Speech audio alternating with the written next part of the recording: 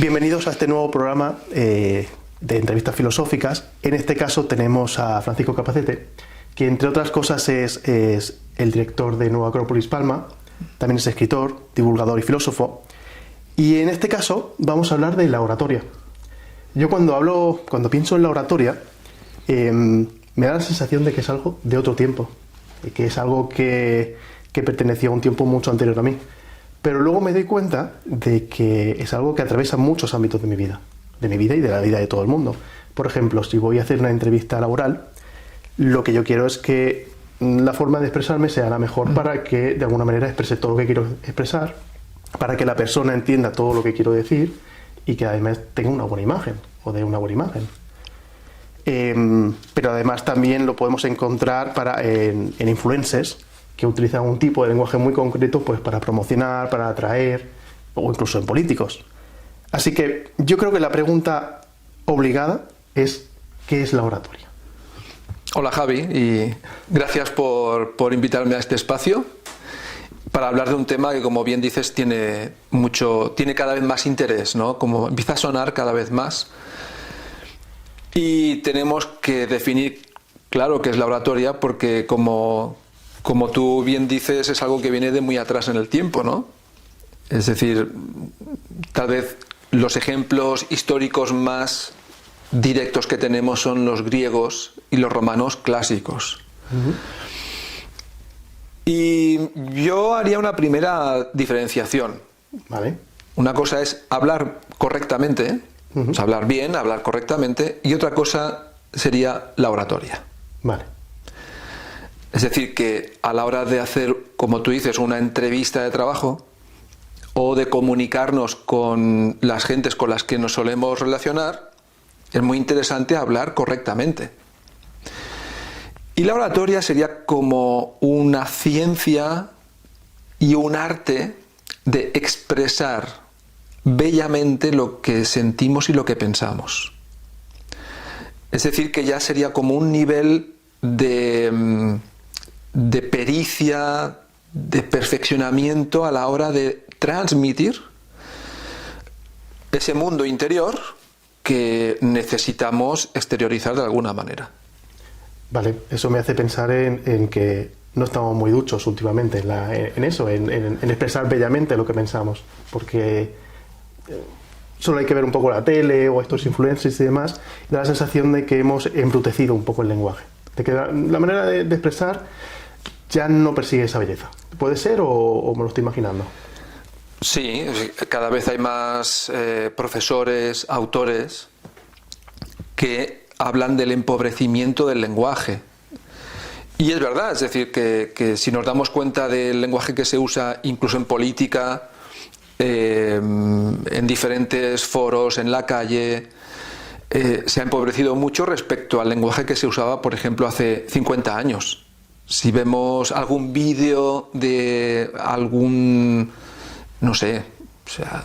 político de la República, el mismo Unamuno, cómo hablan en el nodo, el lenguaje tenía una riqueza que se ha perdido bastante. Vale. Yo, por ejemplo, he hecho la referencia a los influencers porque es lo más directo que tenemos todos, aparte de los políticos. Claro. Y esta gente dedica mucha energía a comunicar. Y sobre todo, no me preocupa que utilicen la comunicación o que intenten expresarse, sino muchas veces el contenido del mensaje. Es fácil encontrar ideas de extrema política extrema, ideas que apoyan un consumismo muy extremo o determinados... Bueno, ideas políticas en general que a lo mejor llegan también a personas muy jóvenes que a lo mejor no han formado todavía un criterio para poder saber si eso está bien o no está bien o de qué manera eso es útil para la sociedad. Pero, claro, si a ti te están vendiendo criptomonedas o te están vendiendo un perfume o lo que sea, ¿eso se puede considerar que es oratoria? Podría ser oratoria. Lo que vemos actualmente en la inmensa mayoría de casos de tanto influencers como políticos como marketing no es oratoria, sino que es un uso del lenguaje con un tono de emotividad muy grande, porque hoy se está dando un fenómeno que viene de esta idea de la sociedad líquida, de la posverdad, de todo este movimiento emocional con el cual se trata de convencer a los demás, pero convencer de una manera no solo irracional, sino instintiva. Vale. Se trata de conseguir un adepto más lo más rápidamente posible a ese producto, a esa compra o a esa idea, ¿no? Y claro, lo que funciona es lo emotivo. Entonces, de lo que se trata es de no solamente convencer, sino de adoctrinar rápidamente para que haya un consumo rápido.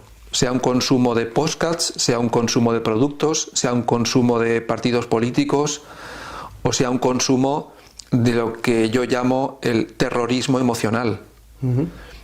Es decir, ir en contra de alguien, ir en contra de una idea porque me han motivado emocionalmente en su contra. O a favor.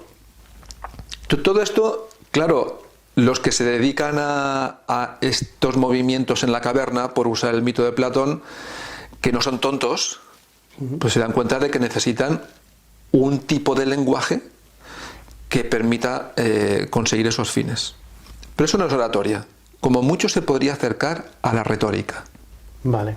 O sea que, claro, yo pienso en los orígenes que tú decías antes de que surgió en Roma, en Grecia, si ese fue el objetivo con el que nació la oratoria.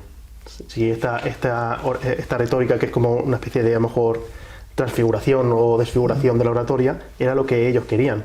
Porque, ¿qué querían y quiénes querían eso? Es decir, ¿quién originó un poco la oratoria? La oratoria no sabemos muy bien el origen porque está en Grecia, está en Roma desde casi su fundación, pero la encontramos también como referencia en los textos espirituales de la humanidad, porque sabemos, igual que los textos de Homero, que primero se transmitieron oralmente antes de ser escritos. Así que el origen de la oratoria como esta ciencia, este arte de transmitir ideas y hacerlo de una manera bella, es antiquísimo. Ahora bien, el modelo que tenemos es el romano, y el romano copia o se inspira en el griego. Cicerón, este gran filósofo, político y orador romano, escribió diferentes tratados sobre la oratoria, así que sabemos muy bien en qué consistía la oratoria para el pueblo romano. Y hay una frase que a mí siempre la tengo por bandera, cuando enseño oratoria o cuando tengo que hacer alguna conferencia, dice orador respecto de Cicerón, respecto del orador perfecto. Sí. Tiene que instruir, deleitar y conmover. Enseñar, o sea, instruir, enseñar, dice Cicerón, es obligatorio. Deleitar, muy conveniente. Y conmover, necesario. ¿Esto para qué? O sea, ¿por qué hay que enseñar cuando hablas? Porque el orador tiene un compromiso moral y un compromiso ético con la sociedad. Por eso la oratoria no puede servir para manipular y no puede servir para vender. La oratoria es una ciencia y un arte que es necesario para que los pueblos, los ciudadanos, toda la sociedad vaya creciendo y se vaya mejorando. Es un arte muy noble, porque tiene que ver con el lenguaje y tiene que ver con el pensamiento, que es algo que nos hace humanos, ¿verdad? Entonces, instruir, enseñar para ser mejores es obligatorio, dice Cicerón. Y eso es gran parte de la naturaleza de la oratoria en Roma. Es verdad que a Roma todavía no la hemos comprendido en profundidad. Sabemos muchas cosas y a la vez desconocemos muchas cosas de Roma. Con la oratoria podemos descubrir una parte de Roma un tanto desconocida. Deleitar es lo que te decía, de expresar bellamente. Sí. Deleitar. No se trata de captar emocionalmente al otro.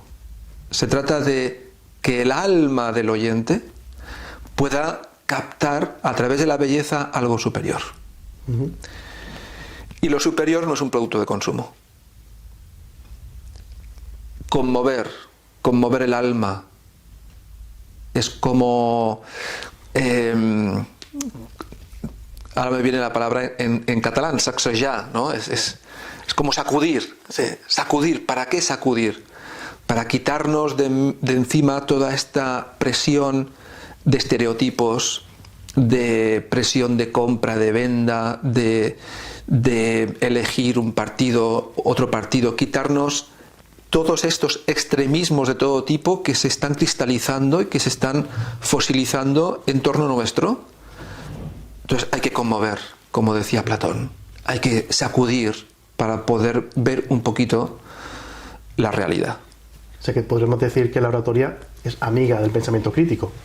Por supuesto, pero un pensamiento crítico que sea noble, no cualquier pensamiento crítico. Vale. Un pensamiento crítico que sea constructivo, que sea una posibilidad de encontrarnos los que pensamos de manera diferente, porque eso es lo crítico. Lo crítico es aquello que está en la frontera entre lo que yo tengo como seguro, mi pensamiento, lo que siempre he concebido como la verdad, y lo que el otro tiene como seguro, como conquistado. ¿Qué es lo crítico? Lo crítico es lo que nos expone, es el riesgo. Y el riesgo, pienso yo, como filósofo, el mayor riesgo que podemos correr los seres humanos es encontrarnos. Es compartir, sí. Es descubrir al otro.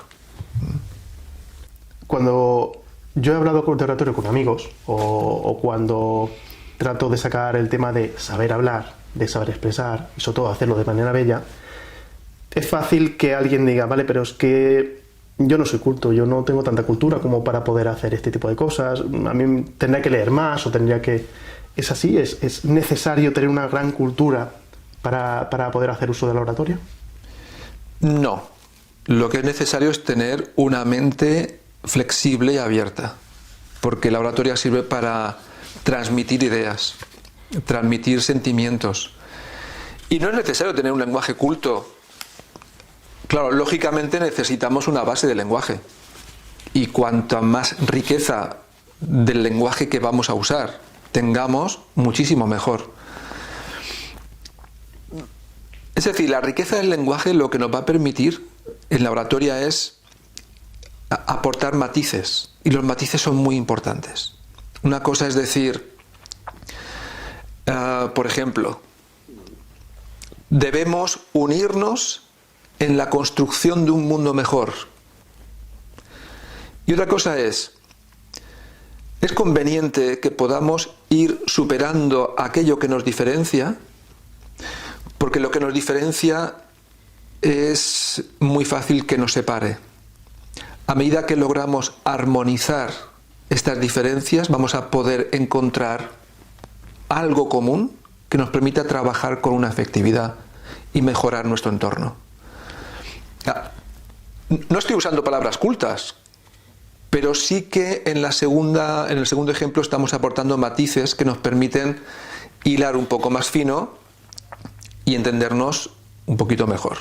Así que la oratoria no es necesariamente, no es lenguaje culto, ya directamente, sí. No es lenguaje culto, es lenguaje sencillo. Lo que pasa es que tiene que lograr una cierta profundidad. Yo ahora entraremos, has hablado un poco del conflicto, de intentar, pero quiero llegar antes a otro punto, y es esta profundidad del lenguaje. Hoy en día nos sobran un poco los coaches, pero sobre todo los ¿cómo te diría? Esta gente espiritual, pero que no es una espiritualidad clara. Sí. Incluso psicólogos que no son del todo psicólogos tampoco, que lanzan mensajes muy genéricos que de alguna manera te hacen sentir un poco mejor, pero no te llevan a una profundidad. No son capaces de dar en el clavo, como a veces lo hace la espiritualidad, de decir, vale, pero o el pensamiento crítico que decías, o incluso esto, de no quiero un mundo mejor, vale, pero ¿qué significa eso de un mundo mejor? ¿Crees que este tipo de personas hace un flaco favor a la oratoria en general, o quizás es un pequeño paso y quizás el siguiente paso pues será algo mejor y es algo necesario? Platón dice en algunos de sus diálogos, creo que es en la República, que los mayores enemigos de los filósofos son los falsos filósofos. Y esto que dice Platón respecto de la filosofía lo podemos aplicar a cualquier ámbito. ¿Cuál es el mayor enemigo de la medicina? Los falsos médicos. ¿Cuál es el mayor enemigo? Es decir, ¿qué va a hacer más daño a la oratoria? Los falsos oradores, que Platón les llama sofistas. Entonces, actualmente hay una proliferación enorme de sofistas, que no se les llama así, sino que se les llama con nombres rimbombantes, que suenan muy bien, por ejemplo, expertos, que cada vez se usa más. Luego los coach, los influencers, los mentores, los líderes, pues son diferentes nombres que le damos a diferentes ocupaciones. Yo considero que no hay que meter a todo el mundo en el mismo saco. Hay mentores, líderes, facilitadores que hacen un trabajo muy bueno, obviamente psicólogos que hacen un trabajo muy bueno, y luego están los aprovechados de siempre. Es decir, los que aprovechando el tirón de determinada línea de trabajo humano, lo que quieren es hacer negocio o hacerse un nombre o buscar el reconocimiento, la fama, o directamente disfrutar, gozar del placer de controlar a otros. Vale. Esto lo hace la gente que tiene cierta inteligencia. Es que goce, que disfrute controlar a otro, decir algo y que el otro lo haga. Sí.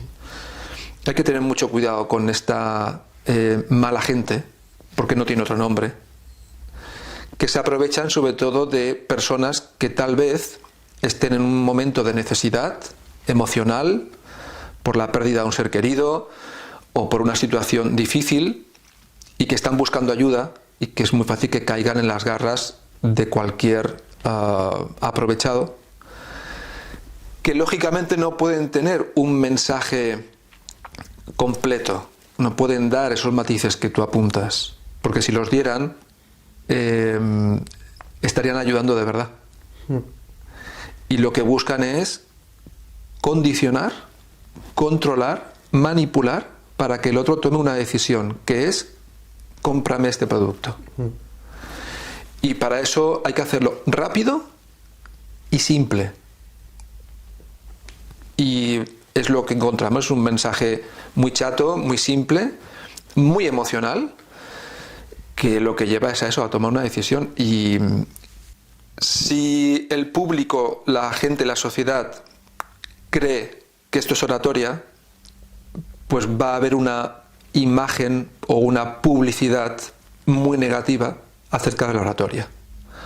Así que cuando los buenos oradores se presenten ante la gente, es normal que haya cierta desconfianza. Bueno, ¿y qué me vas a vender? Esto lo vemos muy claro en políticos, que tanto buenos como malos ya tienen la etiqueta puesta de, y puede ser uno muy malo que hable muy bien, uno muy bueno que hable muy mal, o uno muy bueno que hable muy bien, que más o menos a todos los hemos metido en el mismo saco. Porque esa oratoria, la de los políticos, ¿qué opinión te merece? ¿Crees que hay un buen uso, hay un mal uso, no es oratoria para nada?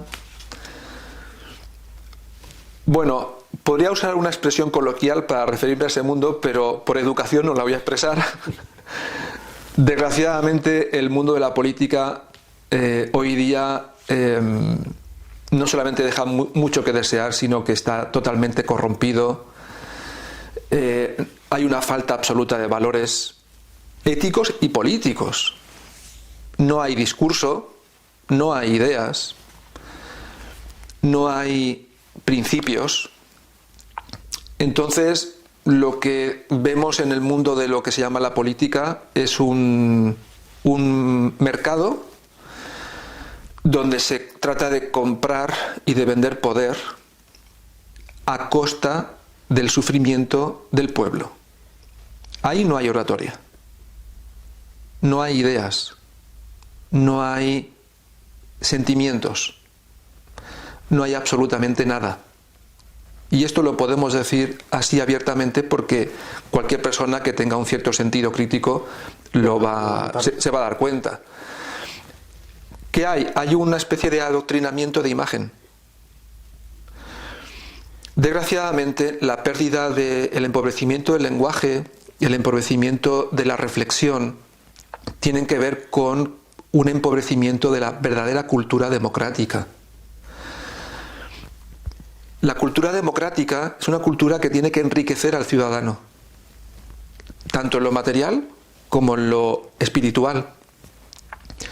Y actualmente lo que hay es una politiquería de baja estofa, un adoctrinamiento de imagen. De lo que se trata es de que la gente se adhiera a no a una corriente de opinión, a un tsunami de imágenes. Nuevamente lo rápido. Y por lo tanto ahí no hay oratoria.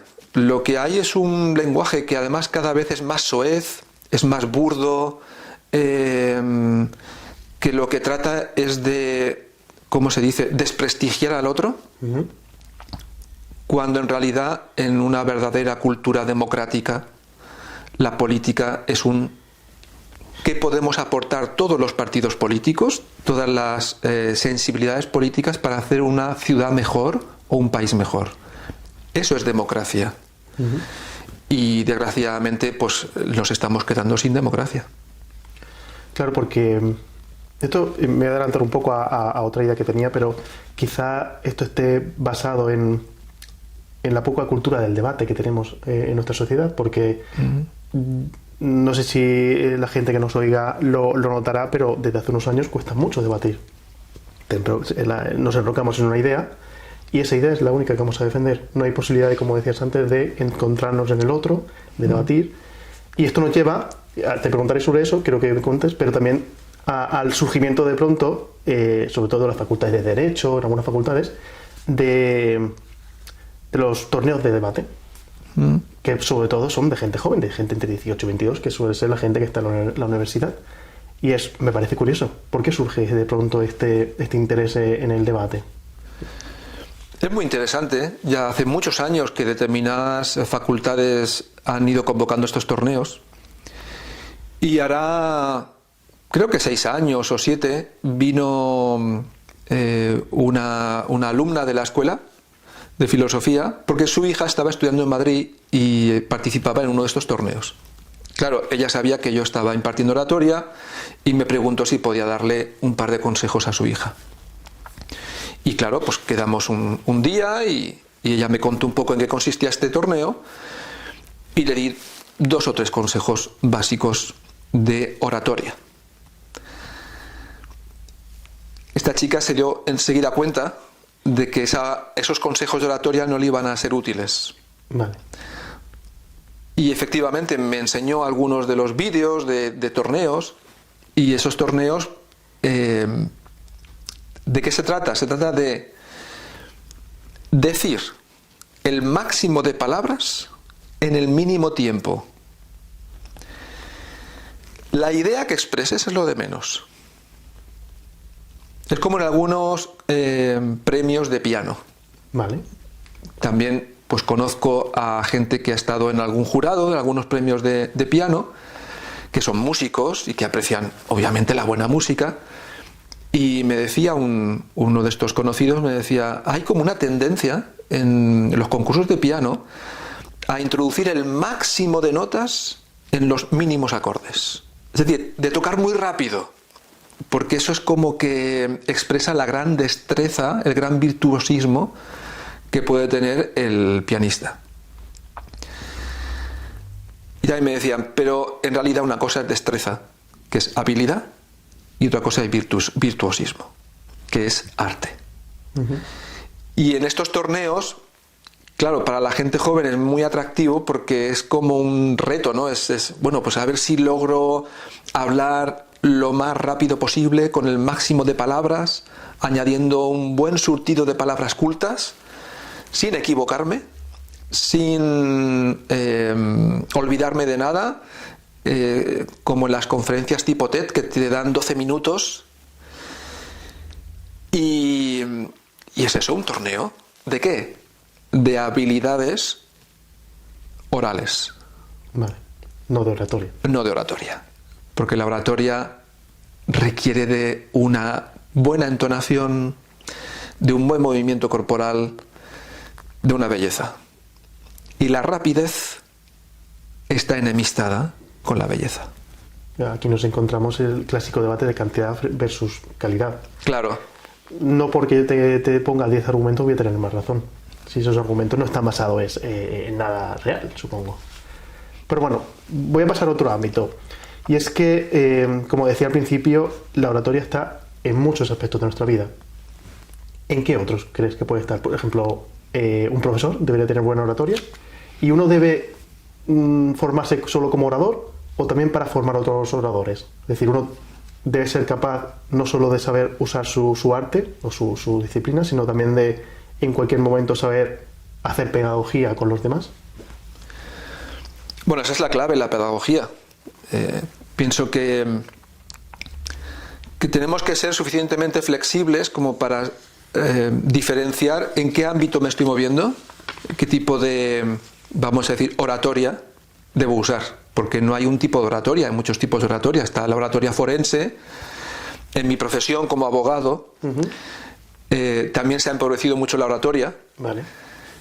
Porque los juicios en España no son como en Estados Unidos. Nosotros tenemos una imagen de los juicios de las series y las películas estadounidenses, donde sí que hay y es necesaria una buena oratoria o una buena retórica. Y entonces la oratoria forense tiene un estilo. La oratoria política, que no es lo que hacen los políticos actualmente, requiere de otro estilo. Y la oratoria pedagógica requiere de otro estilo. Y en ese estilo es más importante que la forma, es la intención, en la oratoria pedagógica. Así que podemos usar un estilo más coloquial, un estilo más cercano, sin necesidad de estar tan pendientes de los criterios formales, porque de lo que se trata es de que el otro comprenda, no de convencerle, sino de aportarle unas imágenes, de aportarle unas ideas, de insinuarle unas cosas para que la mente del alumno, del estudiante o del discípulo quiera ir a buscar esa idea y la pueda comprender por sí mismo. Y en la oratoria divulgativa, es decir, en una conferencia pública donde vamos a hablar de un tema, sí que es necesario ya usar un estilo de oratoria como más completo, donde el movimiento corporal, los gestos, la entonación, el uso de imágenes, de cuentos, de símiles, de metáforas, junto con un momento de reflexión, es necesario. Así que no nos hagamos tampoco la imagen de un orador como alguien trajeado que está en una tarima y que está haciendo como una exposición grandilocuente, así un poco estirado, y que solo eso es oratoria, porque hay muchos estilos y hay muchas maneras. Vale. Y aportan efectividad a la expresión, lógicamente. Sí, es curioso que haya mencionado las series y películas de abogados, porque justo te iba a preguntar, pero bueno, ya me has dicho, pues yo recuerdo The Good Wife, Suits, Jurado número 2, o este tipo de películas en que el abogado y el fiscal se pelean de una manera dialéctica o retórica para convencer al jurado. Es obvio que aquí no sucede, siento derivaros el mito, pero aquí en España es totalmente distinto. Es mucho más aburrido, pero también es mucho más seguro, porque es la ley y es la ley. Pero hay una cosa que me gustaría preguntarte, y es que hemos hablado mucho de la oratoria y un poco de la retórica. Y más o menos las hemos definido. Mi objetivo era un poco también hacer una definición, pero más que preguntarte por una definición de ambas, que puedes darla ahí así nos queda más claro, es por qué la gente que nos oye debería elegir la oratoria sobre la retórica. Para mí la retórica es habilidad a la hora de decir. Y hago una diferencia entre hablar, decir y orar. Hablar, todo ser humano es capaz de hablar. Decir es hablar transmitiendo algo. O sea, tener algo que decir. Es como cuando decimos, me tienes que decir algo. No decimos, me tienes que hablar algo. Es hablar con un cierto contenido. Orar, y no me refiero a orar religioso, sino a la oratoria, es hablar diciendo algo y transmitiendo una idea o un sentimiento que sea constructivo. Es decir, que nos deje mejor de cómo estábamos antes. Así que depende de lo que busquemos, pues nos va a convenir más la retórica que la oratoria. Por ejemplo, si yo soy vendedor de automóviles, me va a ser mucho mejor usar la retórica que la oratoria. Estoy intentando convencer al cliente de que compre este automóvil. No hay nada malo. Vivimos en una sociedad de mercado y aquí pues hay cosas que necesitamos comprar y vender. Y los vendedores pues son gente que nos facilita o nos debería facilitar la toma de decisión de comprar algo o comprar un producto. Ahora bien, si lo que quiero es relacionarme junto con otros seres humanos, llevar adelante un proyecto, construir algo válido, es preferible tener ciertas nociones de oratoria que quedarnos en la simple retórica.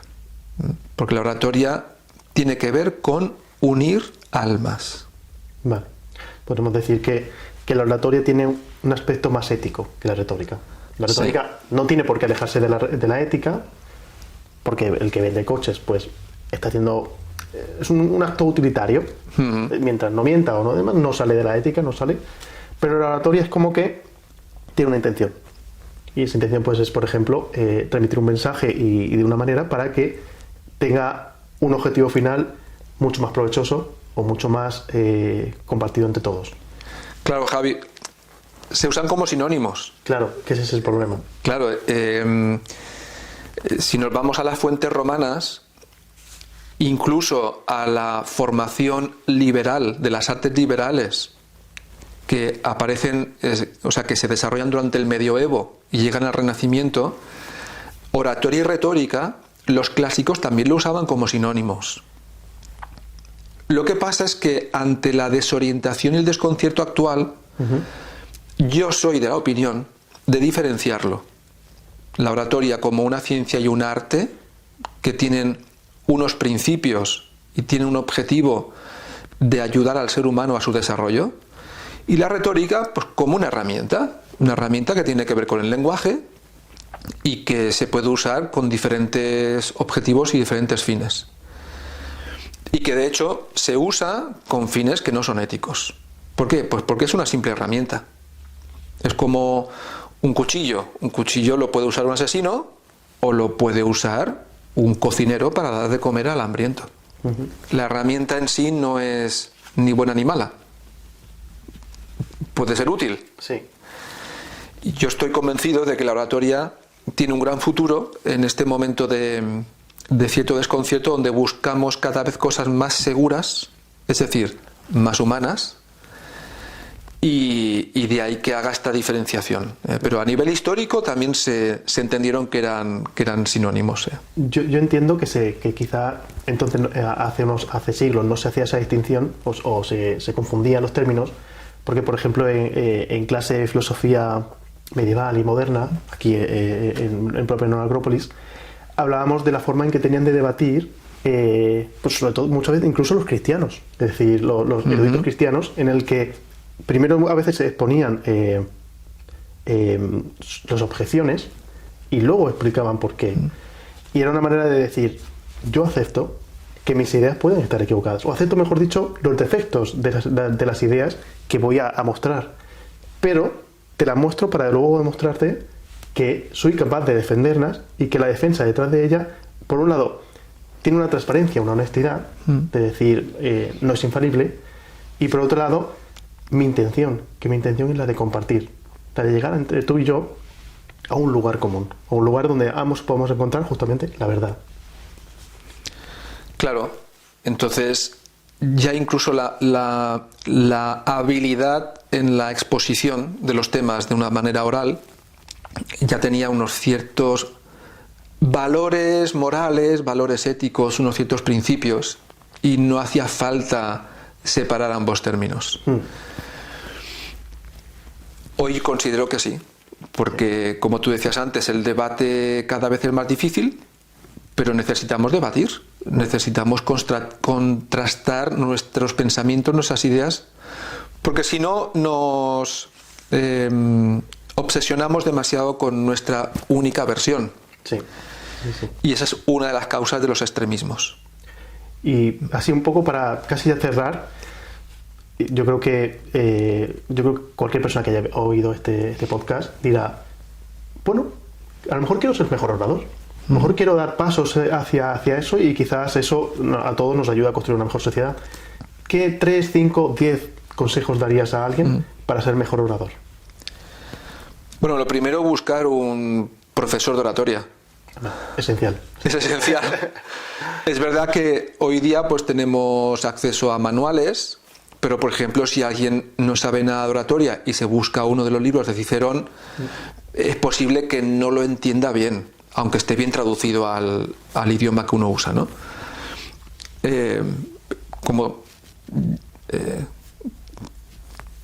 No quiero hacer publicidad, pero en Nueva Acrópolis impartimos oratoria. Bueno, entonces, todo aquel que esté interesado, pues que se acerque a Nueva Acrópolis, claro. Más allá de eso, pero considero que el magisterio, el contar con un maestro, con un profesor que sepa, es algo infaltable.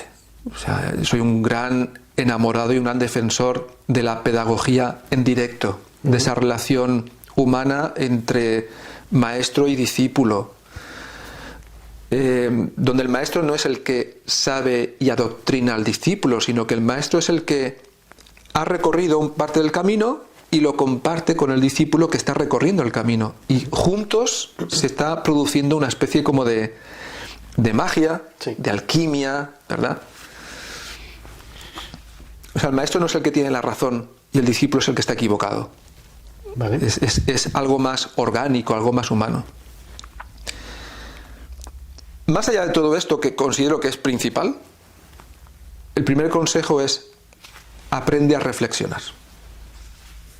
Busca la reflexión, y la reflexión es un diálogo con uno mismo que requiere cierta lentitud. Es como una introspección en la que debo debatir conmigo mismo, con respeto. Es una introspección que busca profundidad y altura. Y a medida que tengamos una vida interior cada vez más rica, esa necesidad nos va a llevar a buscar las herramientas que necesitamos. Y ahí vamos a encontrar la manera de desarrollar la oratoria. Vale. La necesidad es lo primero, como en el famoso mito griego de Poros y Penia. Cuando tengo la necesidad real, voy a buscar los medios y los voy a encontrar. Así que el primer consejo es desarrollar la sana reflexión. Eso es una buena manera de aprender a estar a solas y en silencio con uno mismo, de comprendernos, de conocernos, de observarnos, y luego de poder estar en el mundo con tranquilidad, porque más o menos sé lo que pienso, más o menos sé lo que siento. Y esa seguridad nos permite una relación con los demás también un poco más humana y más segura. Y por último, revisar de vez en cuando las prisas. Revisar de vez en cuando la velocidad con la que hacemos las cosas. No porque la velocidad en sí sea mala, sino para cuestionarnos si lo que estoy haciendo conviene hacerlo a esa velocidad o es mejor a otra. Porque no todo requiere el mismo ritmo. Así que para empezar, creo que esos 3 consejos, esa tríada, puede ser muy útil. Vale, pues yo creo que hemos hablado mucho sobre la oratoria, se podría hablar muchísimo más. Curiosamente, podríamos incluso meternos en autores clásicos, que comentaban, que decían, podíamos hablar más sobre la política, pero creo que la política, a pesar de que hay que mejorarla, tampoco tiene que centrar todas nuestras conversaciones, porque al final hay muchas más cosas en las que podemos entrar y sobre las que podemos intentar mejorar el mundo. ¿Y quieres aportar algo más sobre la oratoria? ¿Quieres decir algún consejo más o algún tipo de... alguna anécdota, si se te ocurre, última? Bueno, sí que siempre me recuerdo de la gran anécdota que es Demóstenes. Demóstenes fue el gran orador griego. En esa democracia griega, que es muy diferente a la actual, Demóstenes era tartamudo y llegó a ser uno de los más grandes oradores. ¿Y cómo lo logró? En base a esta necesidad de expresar su mundo interior respecto a cómo debía regirse Atenas, y luego buscó esas herramientas. Entonces él se iba a la costa, se introducía piedrecillas debajo de la lengua y empezaba a hablar lo más alto y claro posible. Y sobre todo se iba en momentos en los que había mar movido, ¿no? Había a lo mejor tempestad, Vale. con mucho sonido natural, y él se entrenaba hablando, proyectando la voz, con esa piedrecita debajo de la lengua para poder superar la tartamudez y lograr expandir el sonido de tal manera que se pudiera escuchar a sí mismo por encima de los sonidos y de los bramidos del mar. Y para mí ese es el gran referente, porque la oratoria nos puede servir incluso para superar determinadas limitaciones que creemos que son insalvables y que nos pueden hacer la vida muchísimo mejor. A mí me queda claro, porque de los 3 consejos que has dado, básicamente es mejórate a ti mismo, conócete a ti mismo, y eso te llevará seguramente a hablar mejor, a transmitir mejor. Pues nada, Francisco, te quiero dar las gracias por este ratito y espero que podamos compartir más. Así que despedimos este capítulo, espero que os haya gustado y no dudéis en seguirnos en nuestras redes.